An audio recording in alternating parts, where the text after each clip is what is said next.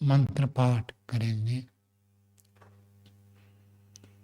ओम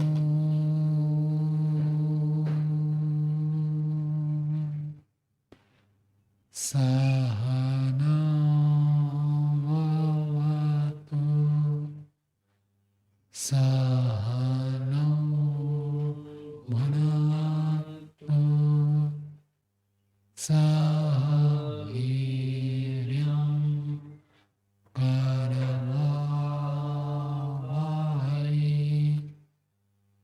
तेजस्विनावधीतमस्तु मा विद्विषावहै। ॐ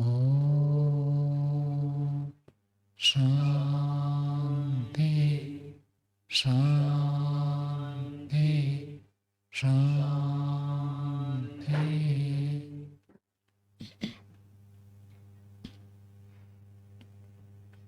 न्याय दर्शन की 119वीं कक्षा है।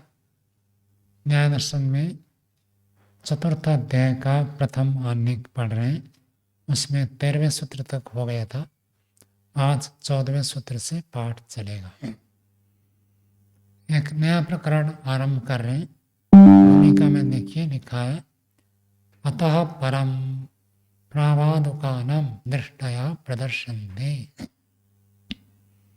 अतः परम, इसके बाद, इसके पश्चात इतनी सारी चर्चा हो गई। प्रवृत्ति की परीक्षा हुई, दोष की परीक्षा हुई, प्रत्यभाव की परीक्षा हुई। इसके बाद प्रावादुकानम, प्रवादुक, प्रवाद, प्रवाद शब्द का अर्थ क्या होता है?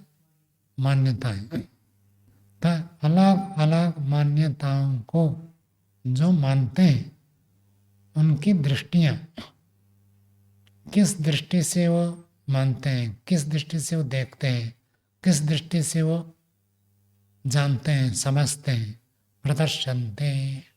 प्रदर्शित करते हैं। यहाँ बहुत सारे बातें बताएंगे।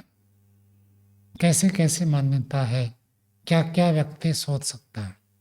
महर्षि दयानंद ने यहाँ से सारा उठाकर सत्यार्थ प्रकाश के 8वें समन्यास में लिखा है। 8वां समन्यास का विषय क्या है? सृष्टि उत्पत्ति विषय। तो सृष्टि की उत्पत्ति के बारे में कैसे कैसे लोगों की मान्यता है।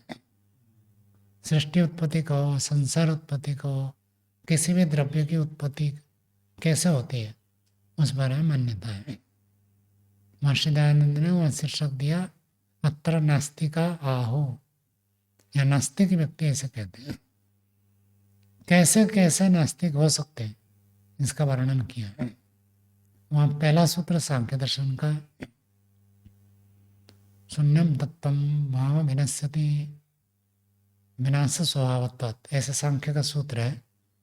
वो पहला नास्तिक है, सारा संसार को शून्य मानता है। और बाकी जितने नास्तिक है वो सब न्याय दर्शन ने इसी प्रकरण से उठाया। कुल 8 प्रकार के नास्तिक वहाँ बताया। तो एक तो सांख्य दर्शन का हो गया, बाकी सब यहाँ है। तो आपको यहाँ उन्हीं नास्तिकों के बारे में बताएंगे। नास्तिक किसको कहते हैं? जो व्यक्ति विद्यमान पदार्थ के अस्तित्व को स्वीकार नहीं करता है, विद्यमान तत्व को जो जैसा है वैसे स्वीकार नहीं करता है, उसको नास्तिक कहते हैं। तो ऐसे ऐसे मान्यताएं हैं, उनका यहाँ अलग अलग प्रकार का वर्णन यहाँ पर करेंगे। 14वां सूत्र बोले, अभावात् भाव उत्पत्तिर न अनुपमृद्य प्रादुर्भावात्। नास्तिक कहिए, पूर्व पक्षी कहिए, एक ही बात है। पूर्व पक्षी कह रहा है अभावात् भाव उत्पत्ति ही, अभाव से भाव की उत्पत्ति होती है। भाव का अर्थ सत्तात्मक पदार्थ, सत्तात्मक पदार्थों की जो उत्पत्ति होती है अभाव से होती है। कैसे? एक उदाहरण प्रस्तुत कर रहा है। न अनुपमृद्य प्रादुर्भावात्, बीज का उदाहरण ले रहा है। बीज पहले टूट जाता है या बीज साबुत होता है तब अंकुर निकलता है? क्या स्थिति है? बीज टूटता है। बीज टूट गया मतलब क्या हो गया? बीज का क्या हुआ? अभाव हो गया? नहीं, बीज स्वस्थ है तो आपके कमरे में बोरी में रखा हुआ है। जब आप बीज बीज को लेकर डाल देते हैं जमीन में, बीज क्या हुआ? टूट गया। गुठली भी क्या होता है? पहले टूटता है। आम की गुठली हो गई अथवा नारियल जब देते हैं तो पहले वो फोड़ कर निकलता है। जब फोड़ना फूट गया मतलब क्या हो गया? उसका अभाव हो गया। घड़ा फूट गया तो घड़ा है तो नहीं कह सकते ना। तो बीज टूट गया तो क्या कहेंगे? बीज का अभाव हो गया। तो अनुपमृत्य, बीज का विनाश किए बिना अंकुर का प्रादुर्भाव नहीं होता है। बीज के उपमर्दन के बिना अंकुर नहीं निकलता, इसलिए अभाव से भाव की उत्पत्ति हुई। बीज को यदि आप स्वस्थ रखेंगे तो अंकुर मिलेगा क्या? नहीं मिलेगा। तो बीज का अभाव होगा तो अंकुर का प्रादुर्भाव होगा। अंकुर कैसे हुआ? अभाव से हुआ। समझ में आ गया? अंकुर कहाँ से उत्पन्न हुआ? अभाव से हुआ। ऐसे पूर्व पक्षी प्रस्तुत कर रहा है। भाष्य देखिए, असता सत उत्पद्यते इति अयम पक्षः। असत से सत की उत्पत्ति होती है। इति अयम पक्ष, ये नास्तिक का पूर्व पक्षी का पक्ष है, उसकी मान्यता है। कस्मात्, क्यों? उपमर्द्य उपमृद्य प्रादुर्भावात्। उपमृद्य बीजम, बीजम को पहले लेंगे। बीजम उपमृद्य अंकुरा उत्पद्यते। बीज को नष्ट करके अंकुर उत्पन्न होता है। न अनुपमृद्य, बीज को नष्ट किए बिना अंकुर तो उत्पन्न होता ही नहीं है। अंकुर उत्पन्न हुआ कैसे? बीज को नष्ट करके। बीज का नष्ट हो गया मतलब बीज का क्या हो गया? अभाव। तो अभाव से अंकुर की उत्पत्ति हुई, ये बात कह रहा है। न चेत बीज उपमर्द अंकुर कारणम अनुपमर्दे अपने बीजस्य अंकुरोत्पत्ति स्यादिति। और दूसरा बात कह रहा है, यदि बीज उपमर्द, बीज का नष्ट होना यदि अंकुर का कारण नहीं मानोगे तो बीज जब साबुत रखा हुआ है आपके घर में, स्वस्थ रखा है, डिब्बे में है, बोरी में बीज रखा हुआ है, तो बीज यदि ठीक ठाक है तो अंकुर होता है क्या? नहीं होगा। अंकुर हो गया मतलब बीज नष्ट हो गया। बीज का नष्ट होना होता है तब अंकुर निकलता है।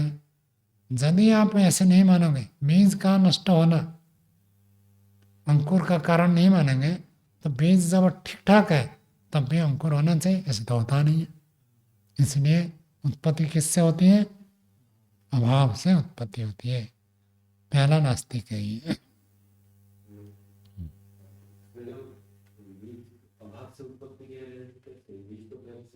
पूर्व पक्षी है, जब ठीक बात होता तो पूर्व पक्षी तो ऐसे प्रस्तुत कर रहा है, उन लोग सोचेंगे देखो सही बात कह रहा है। बीज पहले टूट जाता है तब उत्पन्न होता है। और कह देगा घड़ा टूट गया तब क्या कहते हैं? घड़े का अभाव हो गया। बीज टूट गया तो बीज का अभाव हो गया, तो अभाव से भाव की उत्पत्ति हुई। अगला सूत्र सिद्धांत दिखा है, 15वां सूत्र। बोलिए, व्याघातात् अप्रयोग। कहते हैं दोनों में टकराव है, विपरीतता है, इसलिए अप्रयोग, ये प्रयोग ठीक नहीं है, गलत है। ये जो दृष्टांत देकर प्रयोग करना चाहते हैं ठीक नहीं है। व्याघात है। क्या व्याघात है? देखो न्याय दर्शन में बड़े काम की चीज है। लोग कहते हैं कि भाई धरती अपने आप बन गई, तो धरती अपने आप बन गई। धरती किसका नाम है? बनने के बाद या बनने से पहले? बनने के बाद धरती नाम है। और आप कह रहे हैं धरती अपने आप बन गई, हमें तो बना नहीं ना। बनने के बाद तो उसका नाम होगी धरती, तो अपने आप धरती बन गई कैसे कहोगे? हमें तो बना ही नहीं है। जब बन गई तो उसको धरती नहीं, धरती तो कुछ और को कहना पड़ेगा आपको। जो बन गई बनने के बाद उसका नाम क्या है? धरती। तो बनने से पहले उसका नाम धरती नहीं था। तो जब बनने से पहले उसका नाम धरती नहीं था तो धरती बन गई, ये तो बनेगा नहीं ना। वहां पूर्व पक्ष भी ऐसे कह रहा, गलत सूत्र उसी के ऊपर है। सिद्धांत ने ये बात रखी कि इन दोनों बातों में परस्पर टकराव है। कौन निकला? अंकुर। और किसको मारकर? बीज को मारकर। यदि मारने वाला अंकुर है तो अंकुर उत्पन्न हुआ नहीं कह सकते। बीज को किसने मारा? अंकुर ने। जब अंकुर ने मारा तो मतलब पहले विद्यमान था, तो अंकुर उत्पन्न हुआ कैसे सकते? बात समझ में आई? कितने टेक्निक से बात करते हैं। उपमृद्या, उपमृद्या में लप प्रत्यय है, इसलिए संस्कृत पढ़ना पड़ता है, हिंदी पढ़ने से ऐसे नहीं आएगा। हाँ, जैसे आप कहते हैं पठित्वा, पढ़ करके सम जुड़ जाएगा तो क्या होगा? संपठ्य। मृद धातु से मृद्वा, और उप जोड़ देंगे तो उपमृद्या बनेगा। उपमृद प्रत्यय त्वा को लेप हो जाता है, मार करके, ये अर्थ है। नहीं, मार करके। उपमृद्या मसल करके, मृद का अर्थ मसल देना। तो बीज को मसल दिया किसने? अंकुर। जब अंकुर ने मसला तो अंकुर उत्पन्न हुआ कैसे कहोगे? ये तो बनेगा ही नहीं। सिद्धांत से कह रहा है दोनों बात में परस्पर क्या हो गया? व्याघात।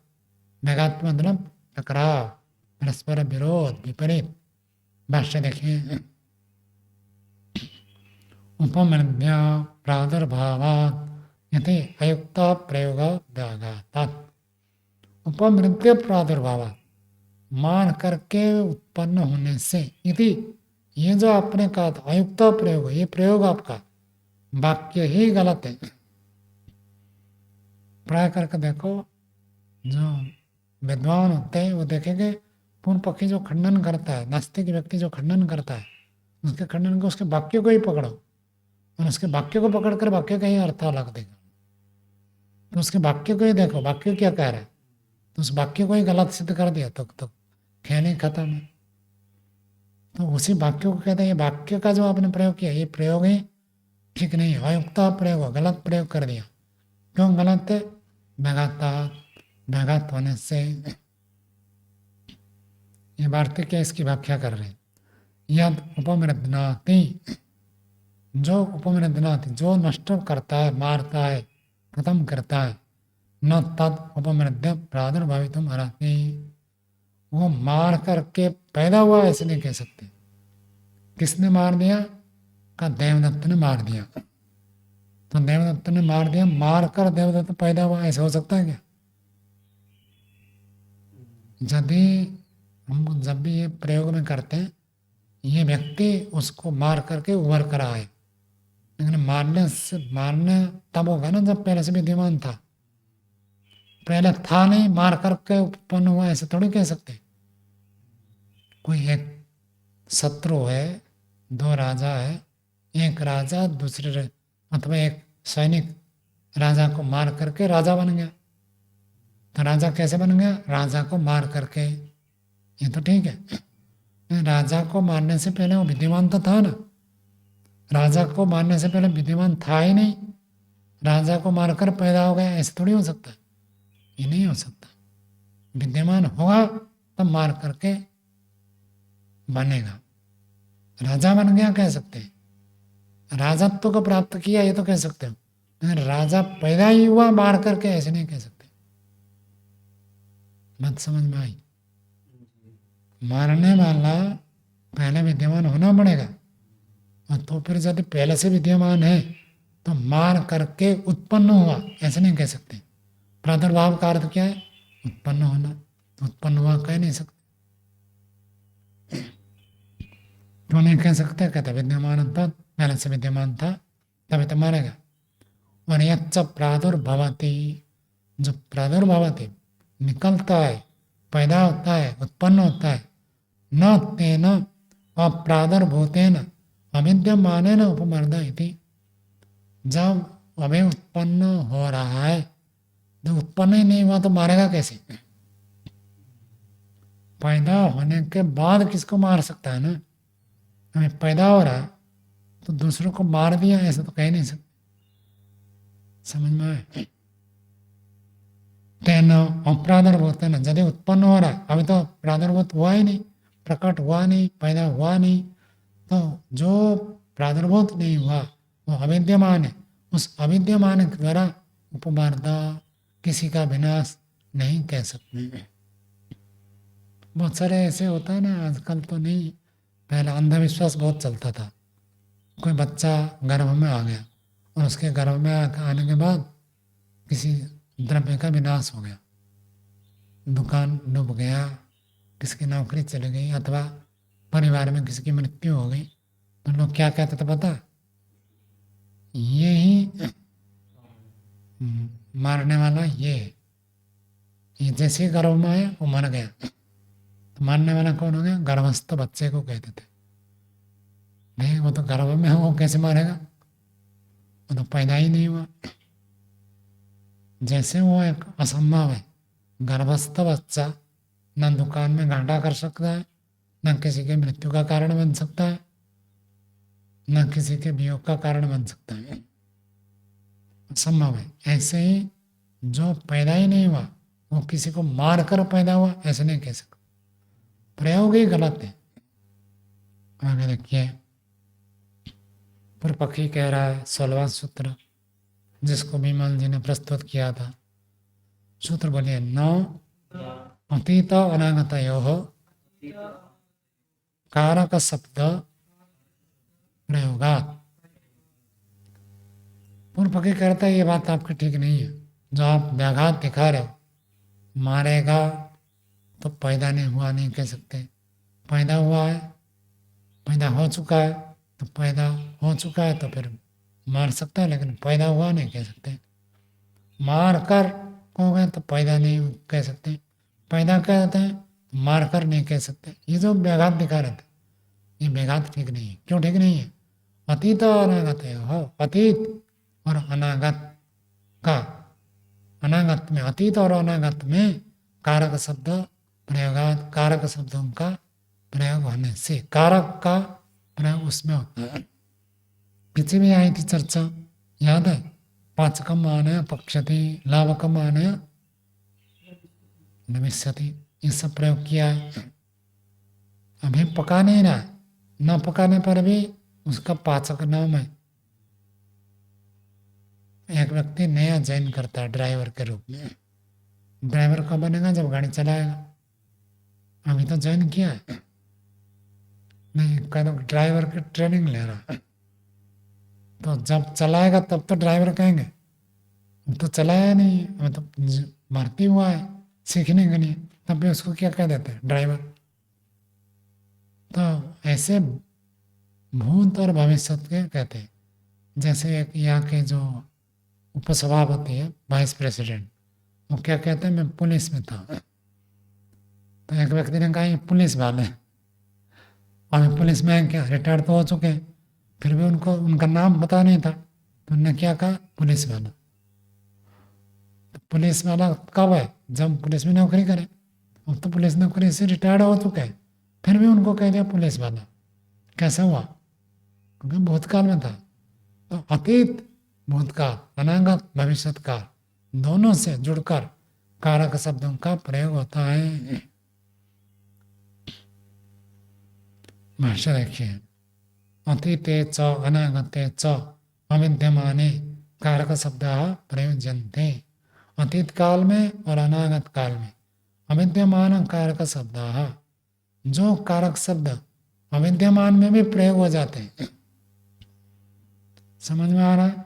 जो कारक, कारक का अर्थ होता है क्रिया को करने का साधन। क्रिया कर चुका है, क्रिया कर चुका है अथवा क्रिया करेगा, अभी नहीं कर रहा, तब भी कारक शब्द का प्रयोग हो जाता है। एक व्यक्ति रोटी खा रहा है, तो उसको कहती है कौन है? कहीं अध्यापक है। पढ़ा थोड़ी ना, पढ़ा तो नहीं ना, फिर भी आप अध्यापक कैसे कह दिया? रोटी खा रहा है तो भी आप उसको अध्यापक कैसे कहते हैं? क्यों? पढ़ा चुका और पढ़ाएगा। तो भूत भविष्य काल में ऐसे प्रयोग होता है। अष्टाध्याय का कौन सा सूत्र है? वो तो बाद की बात है। धातु संबंध है प्रत्यय। क्या कहता है आपको याद है उदाहरण? सोमयाजी अस्य पुत्र जनिता। सोमयाजी का अर्थ जिसने सोमयाग कर लिया, उसको संस्कृत में कहेंगे सोमयाजी। और अस्य पुत्र जनिता, जनिता का गर्भ है नोट लकार। जनिता का अर्थ होगा पैदा होगा। समझ में आया आपको या चक्कर लग रहा है? ठीक लग रहा? कैसे ठीक लग? ठीक लग रहा बताओ, आप गड़बड़ है। स्वामी सत्यवती जी कहते थे संसार के लोग यदि आपको पागल कहें तो आप ठीक है, संस्कार के लोग यदि आपको ठीक ठाक करें तो मतलब आप योगा में ऐसे नहीं है।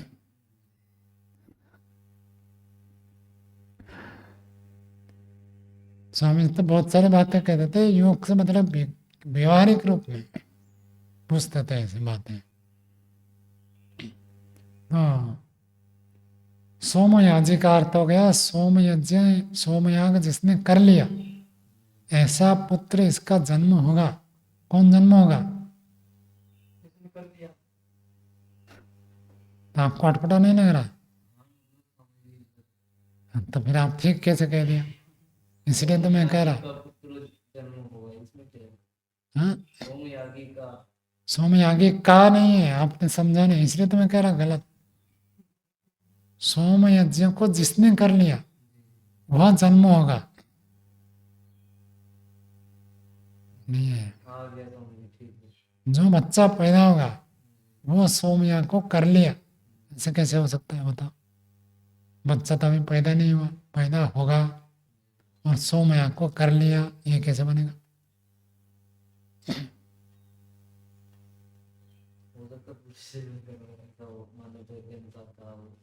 क्या अवश्य ही करेगा वो आगे। हाँ, वो ऐसे ऋषियों के संकल्प से, ऋषियों के प्रार्थना से ऐसे दिव्य आत्मा को आह्वान किया गया और उसको ऐसे संस्कार दिया जाएगा कि आगे चलकर वो सोमयज्ञ अवश्य करेगा।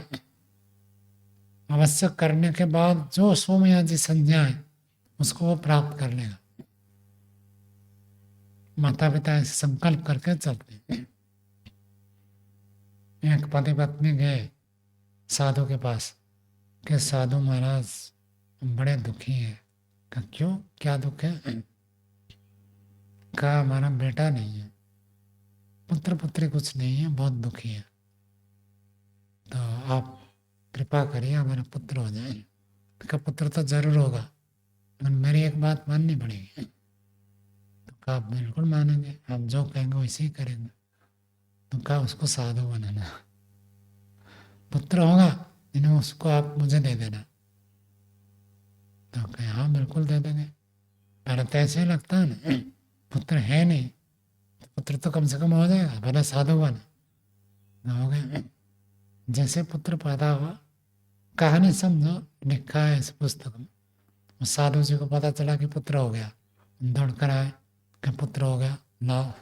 कहा अभी तो बच्चा पैदा हुआ है, इसको आप लेकर कहाँ पालेंगे, आपको समस्या हो जाएगी, थोड़ा बड़े होने दीजिए। बड़े हुए तो फिर आकर ले गए। एक ऋषिकेश में स्वामी राम जी हैं, उनके बारे में ऐसे सुना जाता है, कितना सच है अलग बात है। और फिर 5-6 साल के बाद वो आकर ले गए उनको। तो वो ले गए उसको, पढ़ाया लिखाया सिखाया सब, ये बड़ा विद्वान बनाया, विदेश भेजे थे पढ़ने के लिए। फिर वो सब पढ़ पढ़ कर आए, यहाँ के शास्त्रों को पढ़े, साधना की, सब करके सब सुख सुविधाएं उनको दी। फिर वो एक सन्यासी बने, उनको तो छूट दे दी थी सब कुछ, जो भोगना चाहे भोगो। फिर वो सन्यासी बने, फिर एक संस्था चलाई आरंभ किया।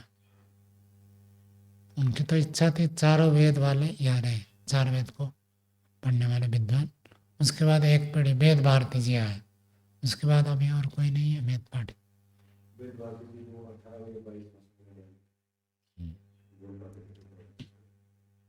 वहाँ जो है ना वो भी बुला रहे थे कि कभी आप आ जाओ अपने शिष्यों के साथ, और यहाँ वेद पाठ हम चाहते हैं, वो वेद पाठ है, पठन पठन का गुरुकुल। हाँ। उस समय तो था नहीं, मैं गया था 2-3 साल पहले। विदेशी है। तो ये कहते कि ऐसे प्रतीत हो जाते, सोमयज्ञ करेगा फिर भी कर लिया ऐसे माना जाता है, तो पुत्र पैदा होगा जिसने कर लिया, ऐसे तो होता है, तो ऐसे प्रयोग किया जा सकते हैं। पुत्रो जनिष्यते, पुत्र जनिष्यते पैदा होगा। आगे जनिष्यमाण पुत्रम अभिनंदति, बेटा पैदा होगा ऐसे सोच सोच कर क्या होता है, खुश हो जाता है। शेख चिड़ी का कहानी पढ़ा है, इतना इतना पैसा कमाऊंगा, फिर 2 ब्याह करूंगा, एक का बेटा होगा दूसरे का बेटा होगा, एक के बेटे को गोद में बिठाऊंगा दूसरे को नहीं बिठाऊंगा, ऐसे सोच सोच कर बड़ा खुश हो रहा है। तो कौन सुख दे रहा है? बेटा, जो बेटा है नहीं अभी, पैदा होगा तो वो भी दुख सुख देता है। पुत्र का एक नाम नंदन, नंदन का अर्थ क्या होता है? नंदन आनंद देने वाला, पुत्र का सुख बड़ा सुख होता है, तो इसलिए पुत्र को कोई छोड़ना नहीं चाहते, बड़ा आनंद मिलता है पुत्र से। तो जनिष्यमाणम पुत्रम अभिनंदति, जनिष्यमाणम पुत्रम अभिनंदति, आनंदित करता है। और आगे पुत्रस्य जनिष्यमाणस्य नाम करोति, शादी करने के बाद पति पत्नी क्या करते, पहले निश्चय कर लेते हैं, ये कहता बेटा हो तो ये नाम रखेंगे, बेटी हो तो ये नाम रखेंगे।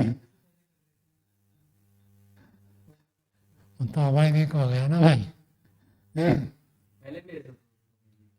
पहले कहा है विवाह करने के बाद याद सोचते हैं, विवाह तो इसलिए करते कि संतान उत्पन्न करना है, उत्तम संतान की उत्पत्ति के लिए गृहस्थ में जाते थे, जाते ही वो सोचते हैं बेटा होगा तो ये नाम रखेंगे, तो इसमें क्या आपत्ति है?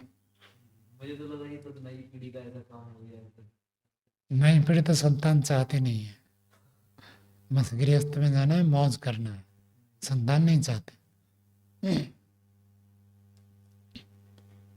जनिष्य मानस्य नाम करोति, और आगे कहता है अभूत कुंभ, घड़ा बन गया, घड़ा बन गया, बनने के बाद क्या होगा?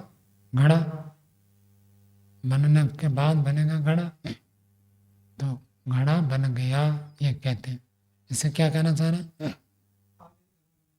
कुंभ जो बन रहा है, निर्माण हो रहा है तब तो कह सकते हैं, निर्माण हो चुका है तब भी उसको कहते हैं घड़ा। भिन्नम कुंभम अनुशोचति, भिन्नम, भिन्नम का अर्थ टूट गया, जो घड़ा टूट गया वो दुख दे रहा है। भिन्नम कुंभम अनुशोचति, टूटे हुए घड़े को सोचकर दुख करता है।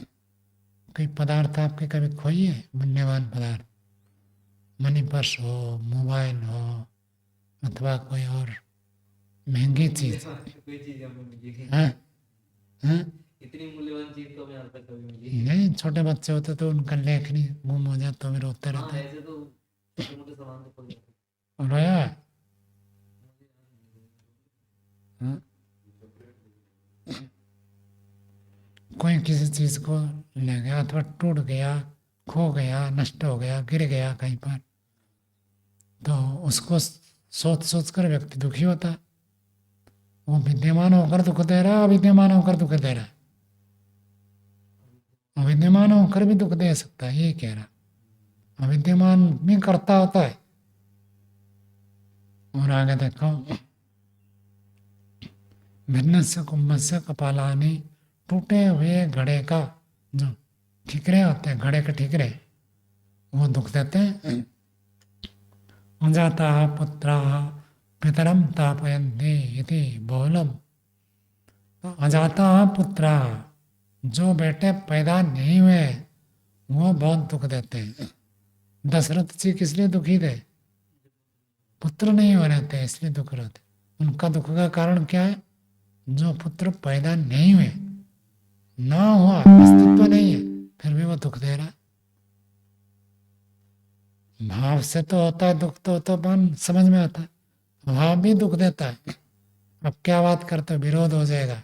पूर्व पक्षी कह रहा है ऐसा कोई बात नहीं है, अभाव भी किसी का विनाश कर सकता है, अभाव भी दुख देता है, अभाव भी आनंद दे देता है, तो अभाव विनाश क्यों नहीं कर सकता?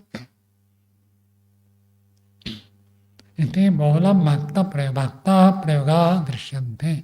ऐसे बहुत करके गौण प्रयोग संसार में देखे जाते हैं, प्रत्यक्ष मिलते हैं। तो पूछ रहे का पुनर्यम भक्ति, तो यहाँ भक्ति क्या है? भक्ति का मतलब गौणता। किस गौणता के कारण से आप ये कह रहे हो? तो अपनी बात को प्रकट कर रहे हैं। मुख्य बात तो ये है, पीछे तो जो बताया था उदाहरण, तो कह रहा है अनंतर्यम भक्ति। अनंतर्यता का अर्थ होता है निकटता। निकटता यहाँ पर गौण है। क्या निकटता? यह भारती की व्याख्या कर रहे हैं। अनंतर्य सामर्थ्यात् उपमृद्य प्रादुर्भावार्थ। अनंतर्य सामर्थ्यात्, बहुत नजदीक होने का सामर्थ्य होने से, उपमृद्य नष्ट करके, प्रादुर्भावार्थ, प्रादुर्भाव होता है, ये उसका अर्थ है। बात समझ में आई? पूर्व पक्षी ने क्या बात रखी थी? बीज को मार करके अंकुर निकलता है। तो सिद्धांत ने क्या कहा? बीज को किसने मारा? अंकुर यदि मारा तो अंकुर को पहले होना चाहिए, तो पहला हो तो उत्पन्न हुआ नहीं कह सकते, और पहले नहीं है तो अंकुर ने बीज को मारा ये नहीं कह सकते। अंकुर को मारा तो पहले से विद्यमान बनना पड़ेगा, और यदि उत्पन्न हुआ कहेंगे तो पहले से मारा ये नहीं हो सकता, अभी तो पैदा नहीं हुआ, मारेगा कैसे? तो कैसे ये अनंतरीय है, बस अगले क्षण ही अंकुर पैदा होगा, उससे पहले बीज मरता है, इसलिए अंकुर ने बीज को मार दिया, ऐसे प्रयोग हुआ है। कौन कह रहा है? पूर्व पक्षी ऐसे प्रस्तुत कर रहा है। समझ में आया या नहीं आया? नहीं है। निकटता से, निकटता के कारण से कह दिया कि जो अंकुर अभी पैदा होगा उसने मार दिया। जैसे आपको एक कुर्ता बनकर तैयार मिलेगा तो व्यक्ति खुश हो जाता है, देखो कुर्ता मिलेगा। ये खुशी कौन दे रहा है? कुर्ता तो अभी बना ही नहीं है। बना नहीं तो बनाता नहीं है, ठीक है, लेकिन बस बनने ही वाला है, तुरंत बन जाएगा, इसलिए आपको खुशी हो रही है। खुशी को उत्पन्न कर रहा है कौन? जो कुर्ता बनेगा। ऐसे जो अंकुर उत्पन्न होगा उसने बीज को मार दिया। मतलब वो उत्पन्न होने वाला है अंकुर, इसको डर से वो खुद भी मर गया, सभी डर, डर वाला तो वहां था, यहाँ डर नहीं है, बस वो उत्पन्न होगा, तुरंत उत्पन्न होने वाला, और कोई कारण नहीं है बीज को मारने का, तो इसलिए अंकुर ने ही मार दिया, ऐसे कह रहा। मतलब वो कल्पना में चला गया। हाँ, आप भी जाते हैं, पूर्व पक्षी भी ऐसे जाता है। तो अनंतर्य सामर्थ्यात् उपमृद्य प्रादुर्भावात्, उपमृद्य मार करके, प्रादुर्भाव ये अर्थ लेते हैं। उसी को आगे बता रहा, प्रादुर्भविष्यन् अंकुरा। प्रादुर्भविष्यन्, निकलता हुआ, मानो अंकुर अभी पैदा हो ही रहा है, ऐसे जो अंकुर पैदा हो ही रहा, होने वाला है, वो उपमृद्नाति, वो कुचल देता है, बीज को नष्ट कर देता है, तोड़ देता है, फोड़ देता है। यदि भाक्तम कर्तृत्व, इस प्रकार से गौण रूप से कर्तृत्व है। किसकी कर्तृत्व, किसका कर्तृत्व है? अंकुर। अंकुर है नहीं, लेकिन मानव अभी उत्पन्न होने वाला है, तो इसलिए मान लिया। मानो एक व्यक्ति कहता है मैं 10 ब्रह्मचारियों को पढ़ाऊंगा, मुझे पैसा दीजिए।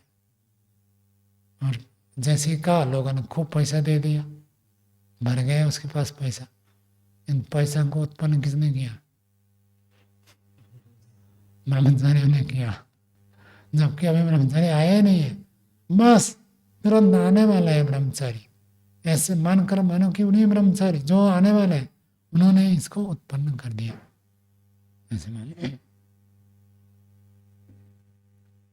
ये उत्पन्न का कह दिया, विनाश का भी उदाहरण ले सकते हैं। घर आदि व्यक्ति छोड़कर चला जाता है, क्यों? कि भविष्य में उसको योगी बनना है, सन्यासी बनना है, इसलिए गृह त्याग कर देता है। तो योगी सन्यासी को जो आनंद मिलेगा उसने उसके घर को छुड़वा दिया। वो आनंद मिला क्या? अभी आनंद तो मिला नहीं। आनंद मिलेगा जब अध्ययन करेगा, फिर उसका श्रवण मनन निधिध्यासन करके साक्षात्कार करेगा, तब उसको मिलेगा आनंद, आध्यात्मिक आनंद। लेकिन उसने उसके घर को छुड़ा दिया, अभी पैदा नहीं हुआ, मानो पैदा हो ही रहा और उसने घर को छुड़ा दिया।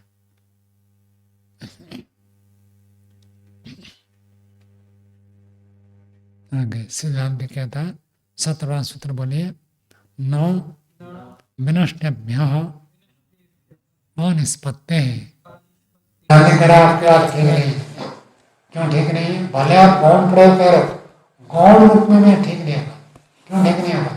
क्योंकि विनष्टेभ्यः, जिसका विनाश हो गया, उस नष्ट हुए पदार्थ से अनिष्पत्ति, अनिष्पत्ति किसी की उत्पत्ति न होने से, जो खुद नष्ट हो गया उससे कोई नई चीज उत्पत्ति नहीं हो सकती है।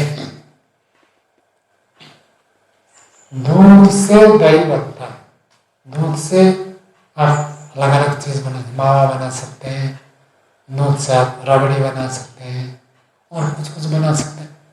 लेकिन यदि दूध ठीक है तो, और दूध ही खराब हो गया तो क्या उससे रबड़ी बनेगी? दूध फट गया, खराब हो चुका है, तब उस दूध से और रबड़ी नहीं बनेगी, दही भी नहीं बनेगी, दही नहीं बना सकते, दूध खराब हो गया। तो जिसका विनाश हो गया उससे किसी नई चीज की उत्पत्ति नहीं होती। किसने कह रहा? यदि आप कहते हैं बीज का विनाश हो गया, तो विनाश हो गया बीज से तो उत्पन्न होगा ही नहीं कुछ। तो इसलिए ये नहीं कह सकते कि अंकुर अभी निकलने वाला है और हमने बीज को नष्ट कर दिया, नष्ट कर दिया तो उससे उत्पन्न नहीं हो सकता। भाष्य देखिए, न विनष्टात् बीजात् अंकुरात् उत्पद्यते। नष्ट हुए बीज से अंकुर की उत्पत्ति नहीं होती। तस्मात् न अभावात् भावोत्पत्तिरिति। इसलिए अभाव से भाव की उत्पत्ति नहीं कह सकती। बीज का अभाव हो गया और बीज के अभाव से अंकुर सत्तात्मक भाव की उत्पत्ति हो गई, ये कथन ठीक नहीं है। नष्ट हुए पदार्थ से कभी भी कुछ उत्पन्न नहीं होता है। विद्यमान है कोई द्रव्य तो उससे नए द्रव्य की उत्पत्ति हो सकती है। द्रव्य ही विनाश हो गया, अभाव हो गया, खत्म हो गया, तो उससे किसी चीज की उत्पत्ति नहीं होगी।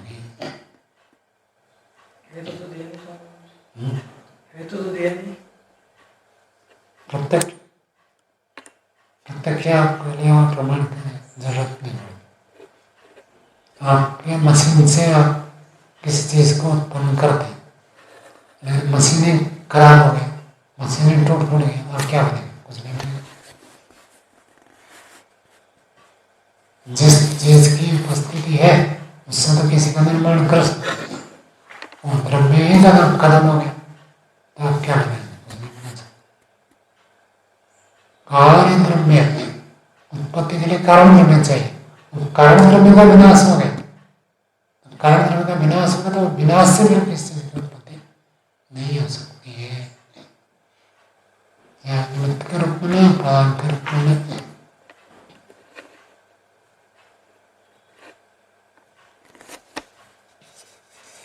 गेहूं ठीक ठाक है तो गेहूं से आप रोटी बना सकते हैं। तो गेहूं भी सारे जल गए तो उससे रोटी कैसे बनेगी?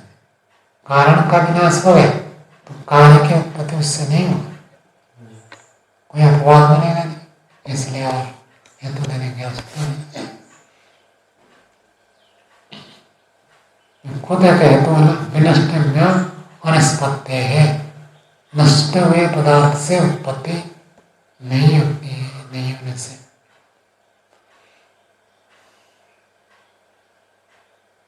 और आगे 18वां सूत्र बोलिए, क्रम निर्देशा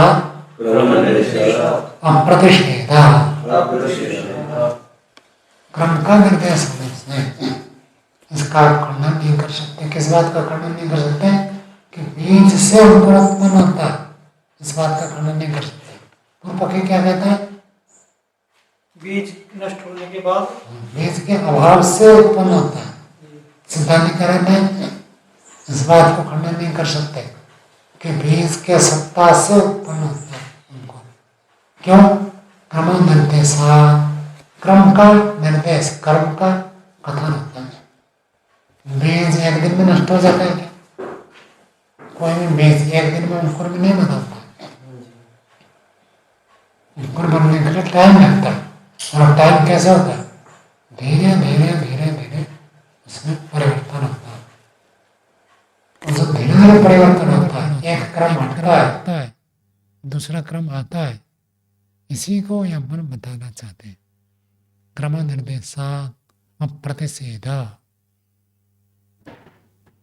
क्रम का कथन होने से बीज से ही अंकुर की उत्पत्ति होती है, इसका खंडन नहीं कर सकते। बीज नष्ट हो गया अंकुर उत्पन्न हो गया ऐसे नहीं कह सकते। बीज ही अंकुर बन गया, बीज नष्ट होकर अंकुर उत्पन्न हुआ, ये कथन गलत है। वाक्य क्या बनेगा? बीज ही धीरे धीरे अंकुर बन गया, बीज नष्ट हो गया नहीं।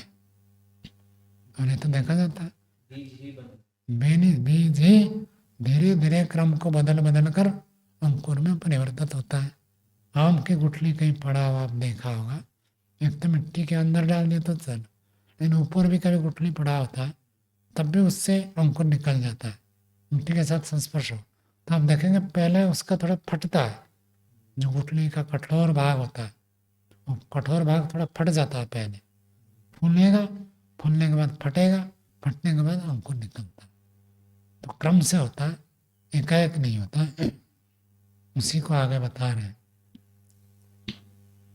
उपमर्दा प्रादुर्भावयोः पौर्व अपर्य नियम क्रम।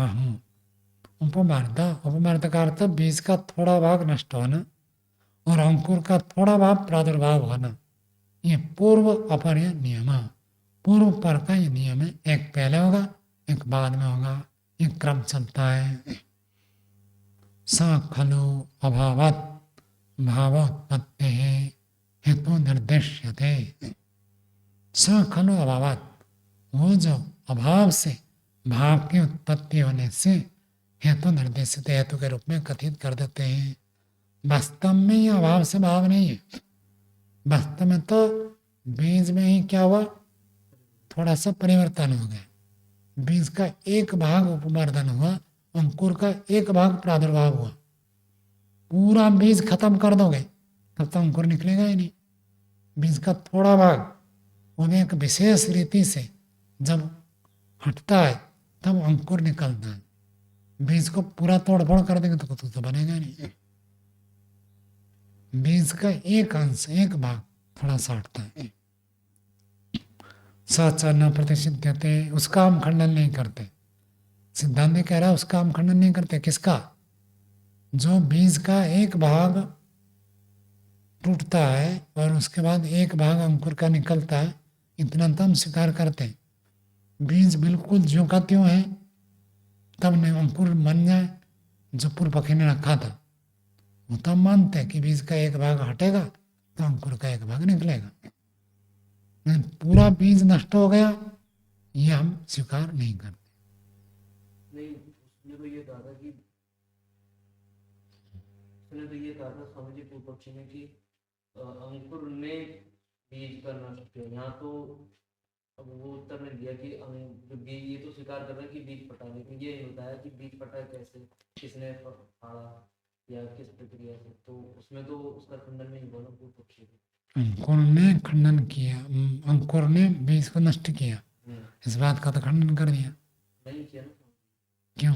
विनष्टभ्य अनिष्पत्ते, यदि अंकुर ने बीज को नष्ट कर दिया तो जो नष्ट हुए बीज से कुछ पैदा ही नहीं हो सकता। तो अंकुर ने बीज को मार दिया, ये बात तो खंडित हो गया। नहीं, जितने अंश में स्वीकार कर रहे हैं उतने अंश में कि ये तो अगले सूत्र अभी चर्चा चल रही है, ये एक नई बात है। जो पहली बात थी कि बीज को अंकुर ने मार दिया, वो तो खंडित हो गया। यदि अंकुर ने बीज को मार दिया, मरे हुए बीज से कुछ पैदा नहीं होता। उतने अंश में जितना फटा। अब जितना अंश होता हो तो बीज नहीं मरा ना। और उसी बात के लिए इसलिए लिखा है 9%, 709% देते, उसको हम खंडन नहीं करते। किसको? जो बीज में थोड़ा सा परिवर्तन हुआ और अंकुर का थोड़ा प्रादुर्भाव हुआ, उसको हम खंडन नहीं करते। ये तो कह रहा सिद्धांत, उतनी बात मानते हैं। आगे देखो, व्याहता मेवानम अवयवानम पूर्व विवाह निवृत्तौ मेवांतरात् द्रव्य निष्पत्तिर न अभावत्। उसी बात को प्रस्तुत कर रहे हैं। व्याहत विमानम, व्याहत मतलब संगात, जो रचना संगात रचना वाले अवयवों का पूर्व विवाह निवृत्तौ, पहले की रचना हटने पर विवाहांतरात् दूसरी रचना से नए द्रव्य की उत्पत्ति हुई है। यदि बीज जैसा वैसे के वैसे रखेंगे तब तो आपका अंकुर बनेगा ही नहीं। कपड़ा बाजार से खरीद कर लाए और कहेंगे कपड़े को काटना नहीं है लेकिन कुर्ता बना दो, बनेगा क्या कुर्ता? बिना काटे कपड़े से कुर्ता नहीं बनेगा। केवल कपड़े को कपड़ा रखना तो उत्तर ही ओढ़ना पड़ेगा, इसलिए हम उत्तर ही ओढ़ते हैं, काटना नहीं है। तो सिलाई करेगा तब ना जब काटेगा, काटेगा नहीं तो सिलाई कैसे करेगा? तो सिलाई तब होता है जब कट जाए, तो इतना तो मानना पड़ता है।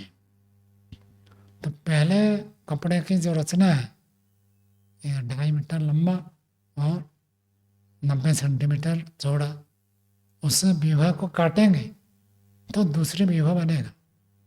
ऐसे पहले जैसे बीज है उसको ऐसे के ऐसे रखेंगे तब तो अंकुर कभी नहीं बनेगा।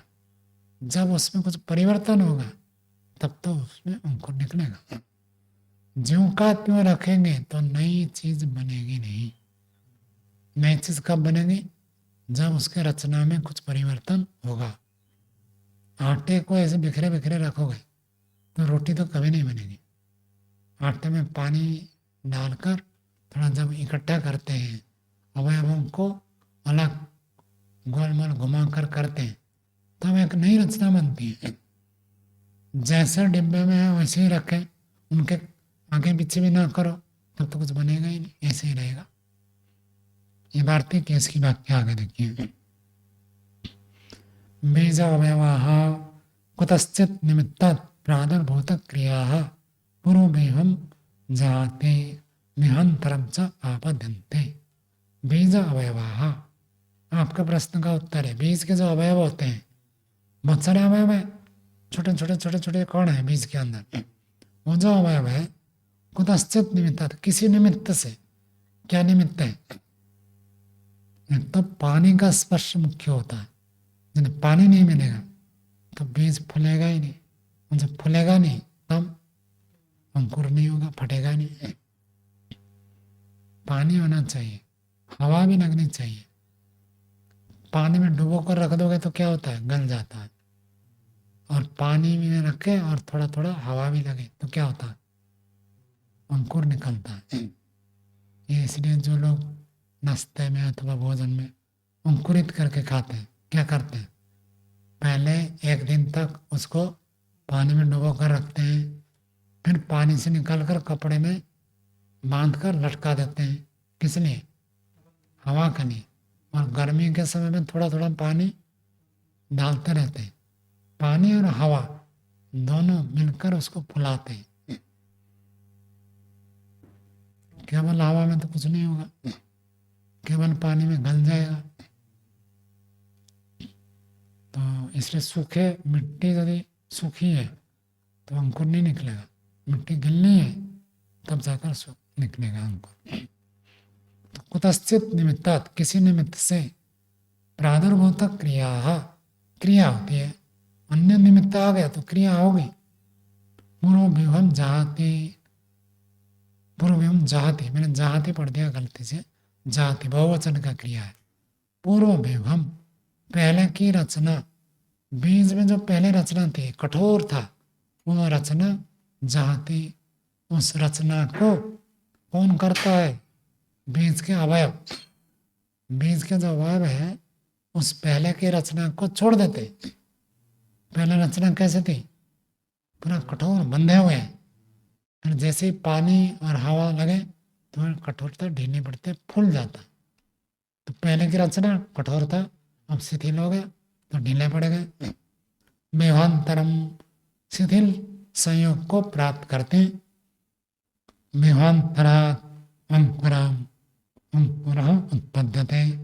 और जब नई रचना हो गई, बीज में कुछ ढीलापन आया, शिथिलता हुई, बीज फूल गया, तब फट गया, तब जाकर अंकुर उत्पन्न होता है। आगे दृश्यन्ते खलु अवयवाः तत्संयोगाश्च अंकुर उत्पत्ति हेतवः।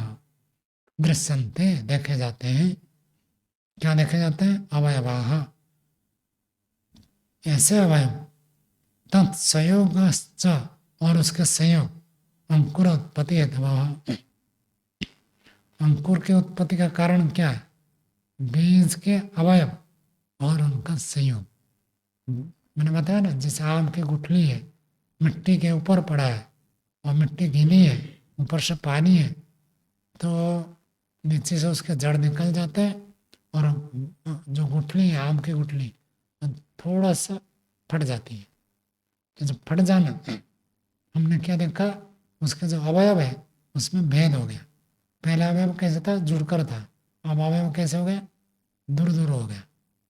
ये जो अवयव में भेद हो गया और उनका संयोग, ये हमको प्रत्यक्ष देखने में आता है। इसका कारण स्वामी जी स्पष्ट नहीं कर रहे। निमित्त तो इन्होंने कहा, लेकिन पूर्व पक्षी की बात करने लोगों की बीज, वो कह रहा है कि अंकुर ने फोड़ा वो, लेकिन इन्होंने ऐसा कुछ नहीं बताया। इन्होंने कहा निमित्त तो जानता है, पूर्व पक्षी भी जानता है कि भाई पानी और हवा से बीज फूल जाता, तो इसलिए बताने की जरूरत नहीं। भाई उनको जो लगेगा ये बताना पड़ेगा, समझ में नहीं आता, इसलिए तो न्याय दर्शन कठिन लगता है लोग जो कहते हैं।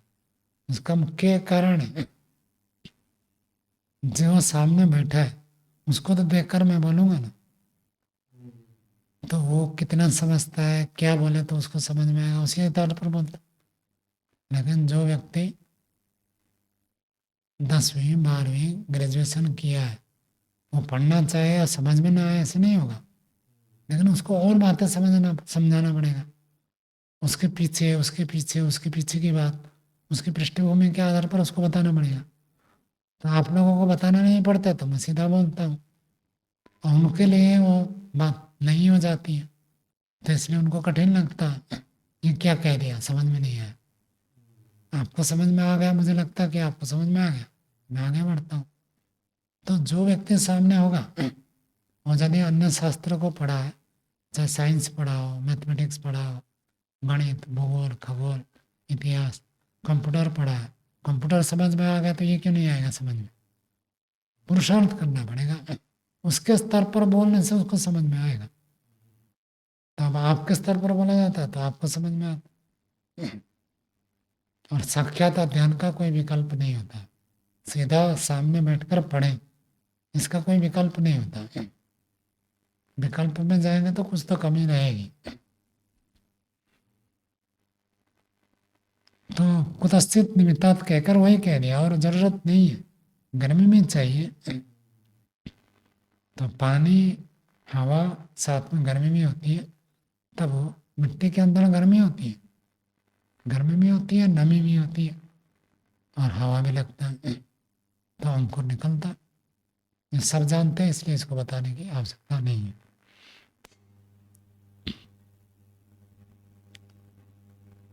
आगे न च अनिवृत्ते पूर्ववेहे बीजावयवानां शक्यं विभान्तरेण भवितुम् इति उपमर्द प्रादुर्भावयोः पूर्वापर्यनियमः क्रमः। न च अनिवृत्ते पूर्ववेहे, पहले की रचना न हटने पर, यदि बीज जैसे साबुत ऐसे रखेंगे, टूटने ही ना दे बीज को, तब तक अंकुर कभी भी नहीं निकलेगा। तो अनिवृत्ति पूर्व ही है, पहले बीज के जैसे रचना, जैसे कठोरता है, जो जो अवयव जिस जिस स्थान पर जुड़े हुए हैं, संघात ऐसे के ऐसे बने रहे, तो बीज अवयवानाम ऐसी यदि स्थिति बने तो न शक्यम विभांतरण भवितुम, दूसरे विभांतर हो ही नहीं सकता। सारे अवयव जैसे के है वैसे की है, बीज टूटेगा ही नहीं, बीज फूलेगा ही नहीं, तो अंकुर तो बनेगा ही नहीं, विभांतर नहीं हो सकता। इति इसलिए उपमर्द प्रादुर्भावयोः पूर्वापर्य नियम क्रम। पहले क्या होगा? उपमर्द, थोड़ा भाग टूटेगा, और फिर उसके बाद होगा थोड़ा भाग प्रादुर्भाव होगा। टूटेगा पहले और नया पैदा होगा बाद में। पहले को टूटे तोड़े बिना नया बनता नहीं है। आर्य समाज में लोग कहते हैं ना, आप खंडन करते हो, तो आर्य समाज लोग यही कहते हैं, आप बाजार से सब्जी लाते हैं, सब्जी को काटते नहीं काटते, बिना काटे सब्जी खा रहे हैं, उनके बनेगा ही नहीं। तो गलत मान्यता को खंडन किए बिना सही मान्यता आपको समझ में नहीं आएगा। कपड़े का भी उदाहरण देते हैं, कपड़ा लाते हैं, काटते हैं, तब जाकर पहनने योग्य होता है। जैसे तैसे कपड़ा तो पहनेंगे कैसे, लेकिन हम लोग पहन लेते हैं। ऐसे खंडन का वो कहते हैं। तो पहले चीज में खंडन हो तो दूसरी रचना होगी। गेहूं को यदि खंड नहीं करेंगे तब वो खाद्य नहीं बनेगा। मानो गेहूं को ही उबाल दिया, जैसे चावल को उबालते, तब भी तो आप चबा चबा कर खाते, तभी तो उसका निकलेगा। यदि उसको तोड़ेंगे नहीं तो उपयोगी नहीं बनेगा। तो नई चीज बनने के लिए क्या चाहिए? पहले की चीज में कुछ परिवर्तन चाहिए, उसकी संरचना में, उसके अवयवों के संयोग में कुछ भेद होना चाहिए, तब जाकर होगा। और इसी जो पहले उपमर्द होता है, पहले बीज टूटता है, फिर प्रादुर्भाव होता है, फिर अंकुर निकलता है। पहले एक होगा, उसके बाद ये नियम है, नियम को बदल नहीं सकते। कुछ कार्य होते हैं, नियम होते हैं, और उनको तो आगे पीछे नहीं कर सकते। पहले मोजा पहनना, बाद में जूता पहनना है। पहले जूता पहनकर मोजा नहीं पहन सकते, पहले बनियान पहनते हैं, फिर उसके बाद शर्ट कुर्ता पहनते हैं। कुर्ता पहले पहन ले और बनियान बाद में पहने, ये तो नहीं हो सकता। सुपरमैन बन जाता है। तो वहाँ नियम है, लेकिन कुछ चीज़ में नियम नहीं है। पहले चावल खाए या पहले रोटी खाए, कोई नियम नहीं है। कहीं चावल खाते हैं, कहीं रोटी खाते हैं। चश्मा बाद में पहनने से चलेगा, कोई चश्मा पहले पहन ले तो जो डालने वाले वस्त्र होते हैं उसमें दिक्कत होती है, चश्मा बाद में पहनना पड़ता है। इसमें तो कोई दिक्कत नहीं है, आप कपड़ा ओढ़ो बाद में चश्मा पहनो, दो चश्मा पहन लो फिर बाद में ओढ़ लो, कोई फर्क नहीं पड़ता। तो कुछ में तो ऐसे क्रम तोड़ सकते हैं, लेकिन नई चीज़ का जब निर्माण करते हैं तो पुराने चीज़ को पहले टूटना पड़ता है, तब नई चीज़ का निर्माण होता है। आगे तस्मात् न अभावात् भावोत्पत्तिरिति, इसलिए अभाव से भाव की उत्पत्ति आप नहीं कह सकते। बीज का अभाव हो गया ऐसे नहीं, बीज का थोड़ा सा उपमर्दन हुआ और अंकुर थोड़ा सा निकला, इससे बीज का विनाश नहीं कह सकते, बीज का अभाव नहीं कह सकते। अब ये तो बीज ही बदल गया। बीज की जो रचना है, बीज के जो संयोग है, वो अंकुर में परिवर्तित हो गया, अभाव से नहीं हुआ। न च अन्यत् बीज अवयवेभ्यो अंकुरोत्पत्ति कारणम इति कहते हैं, अन्यत् बीजावयवेभ्यो अंकुरोत्पत्ति कारणम न, बीज के अवयवों को छोड़कर और कोई चीज ऐसी नहीं जो कि अंकुर बन गया। अंकुर कौन बना है? बीज के तो छोटे छोटे जो अवयव थे वो टूट गए, नष्ट हो गए, ना कहकर उसको बदल कर अंकुर में परिवर्तित हो गए, बनना पड़ता है। अंकुर कौन बन गया? बीज ही तो है। बाद में मिट्टी से खाद आगे लेकर वो बीज से अंकुर से पत्ते आते हैं, फिर वृक्ष बन जाता है, वो बाद की प्रक्रिया। सबसे पहले क्या होता है? बीज ही अंकुर बन जाता है। बीज के अवयवों को छोड़कर अन्य बीज अवयव, बीज के अवयव को छोड़कर अन्य और कोई अंकुर उत्पत्ति कारण न, अंकुरों की उत्पत्ति में कारण नहीं बनता है। इति अवबध्यते बीज उपादान नियम, इसलिए बीज उपादान का नियम है। बीज उपादान का नियम मतलब बीज कारण, बीज उपादान है इसका अंकुर का। बीज से ही बनेगा। नियम का मतलब होता है निश्चितता। बीज से ही अंकुर बनेगा और किसी से नहीं। अभाव से भी नहीं बन सकता, दूसरी चीज से भी नहीं बन सकता, केवल बीज से ही बनेगा। ये जो नियम है ये है। तो आप अभाव से अंकुर की उत्पत्ति नहीं कह सकते, ईंट पत्थर से अंकुर की उत्पत्ति नहीं कह सकते। अंकुर जब भी उत्पन्न होगा किससे? बीज से। इसको कहते हैं नियम। स्वामी जी, इन्होंने पूर्व पक्षी ने कहा था कि अंकुर को फोड़ के, वो बीज को फोड़ के अंकुर निकलता है। तो ऐसे ही इन्होंने तो बीज का उदाहरण ले लिया था, लेकिन अंडे का उदाहरण लिया जाए तो वहाँ तो बच्चा जो अंदर होता है अंडे के, वो ही फोड़ता है, वो अंकुर हो जाता है, वो अंडा बीज हो जाता है। तो उस उदाहरण में कैसे बताएंगे? अच्छा, पूर्व पक्षी ने किस लिए ये उदाहरण दिया था ये भी तो आपको ध्यान में रखना। पूर्व पक्षी ये कह रहा था अभाव से भाव की उत्पत्ति, और जो अंडे से पक्षी शावक निकलता है वो किसको तोड़ता है?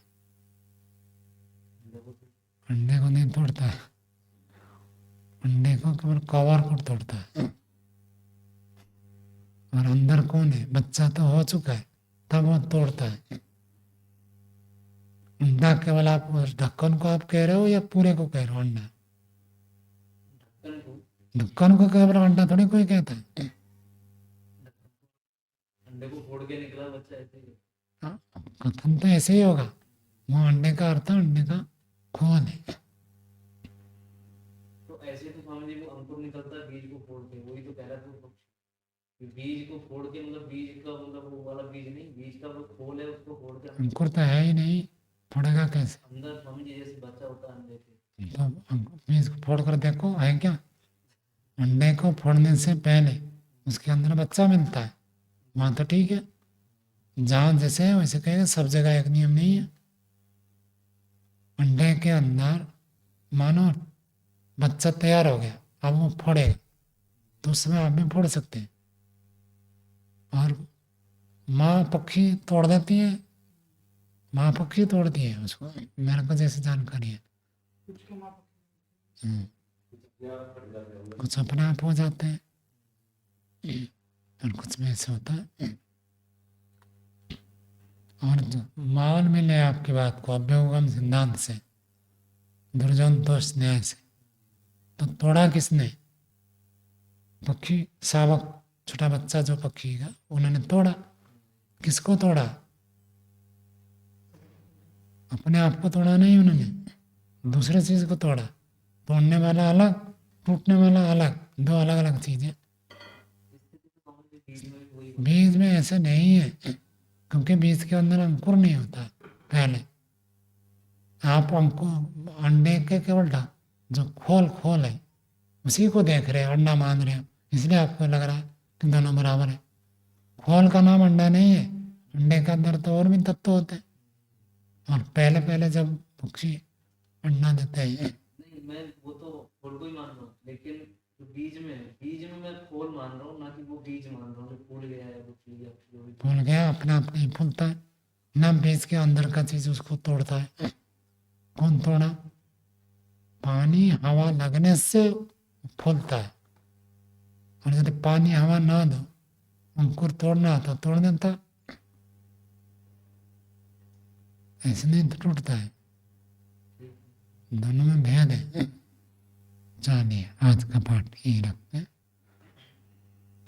ओम शांति शांति।